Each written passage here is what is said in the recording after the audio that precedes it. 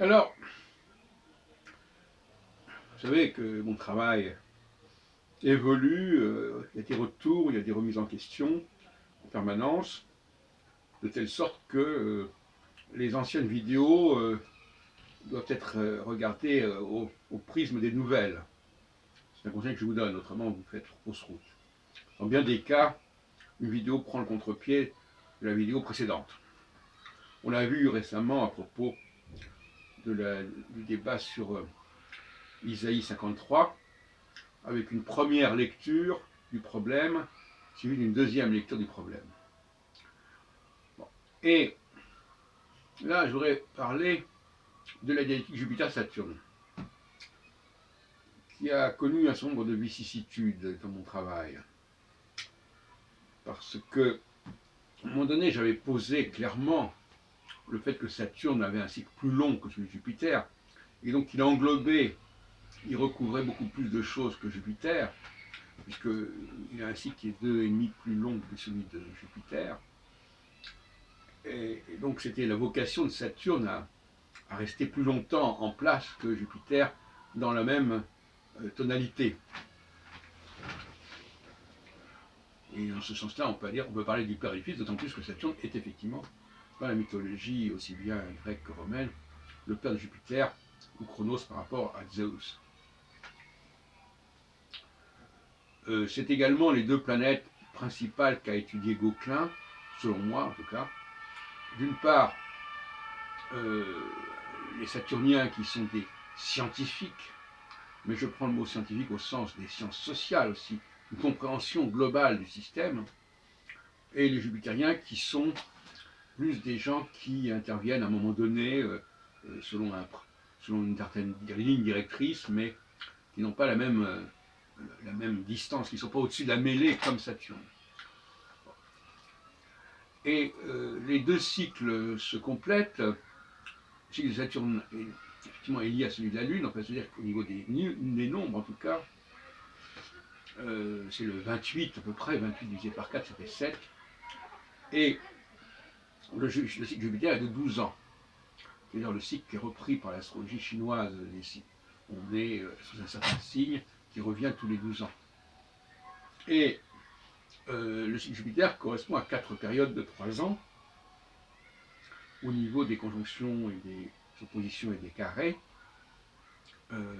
3 ans qui correspondent aux 3 mois de chaque saison, en quelque sorte. Et donc, au niveau politique, ça correspond à une bicéphalie, c'est-à-dire un président de la République qui doit normalement être élu pour une période plus longue que un Premier ministre, par exemple, ou qu'une assemblée. Ce principe n'a pas été respecté depuis 2002, avec l'introduction du quinquennat, qui, à mon avis, est une erreur majeure, qui explique en partie, d'ailleurs, le problème des gilets jaunes. Parce que le quinquennat a mis fin à ce qu'on appelait la période de cohabitation. Cohabitation, il y avait eu 3 cohabitations sous le septennat de Mitterrand 2 et sous les septennats de Chirac 1. Le septennat de Chirac, c'est pas un vrai, c'est son 7 plus 5, puisqu'il y avait déjà l'application de la loi à ce moment-là. Et donc, Chirac a été élu en 1995, réélu en 2002, mais uniquement pour 5 ans.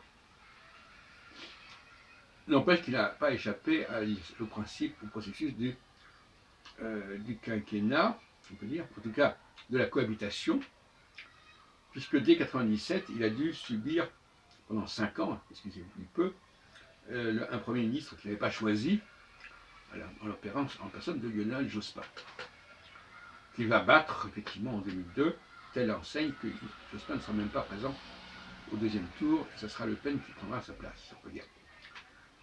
Alors, là nous sommes dans un processus beaucoup plus démocratique avec la dialectique. Le septennat était beaucoup plus démocratique que le quinquennat. Parce que le septennat permettait à l'opposition de se manifester, il y avait un rapport de force qui pouvait évoluer. Ce n'était pas un système qui était aussi verrouillé que le quinquennat, tout le monde est d'accord là-dessus. On a voulu verrouiller et ça aboutit à des révolutions extérieures, parce que quand on verrouille le processus constitutionnel, institutionnel, eh bien il faut s'attendre à des débordements extra-parlementaires.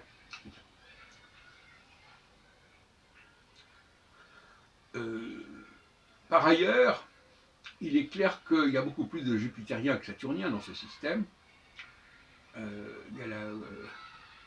Et donc les combinatoires entre jupitériens sont assez complexes et diverses, et qu'elles doivent être gérées et maîtrisées par Saturne, qui lui a une vista, une vision plus large, plus à long terme, plus lente.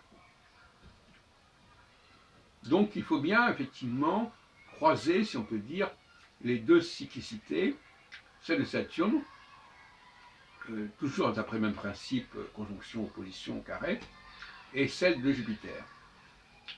Et ça nous renvoie, d'une certaine manière, à l'idée de monarchie, d'une certaine manière, c'est-à-dire de verticalité.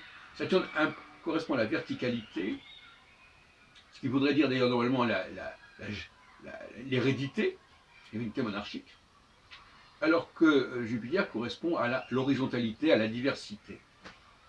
Il y a beaucoup plus de diversité au niveau horizontal, alors que dans la verticalité, finalement, c'est toujours le même système, c'est toujours le même rapport de pouvoir. Alors, voilà ce que je voulais vous dire, n'est-ce pas? À savoir que la diversité jupitérienne, la diversité des leaders, leaders jupitériens, il faut distinguer les leaders jupitériens et les leaders saturniens. Les leaders jupitériens sont nombreux et chacun défend son point de vue, alors que le saturnien, lui, il a une vision plus globale, plus objective. Il comprend mieux la diversité. Jupitérien, il incarne cette diversité, mais il ne la comprend pas, il ne la respecte pas. Le principe du jupitérien, c'est pas de respecter la diversité. Il en est un élément, certainement, mais c'est tout.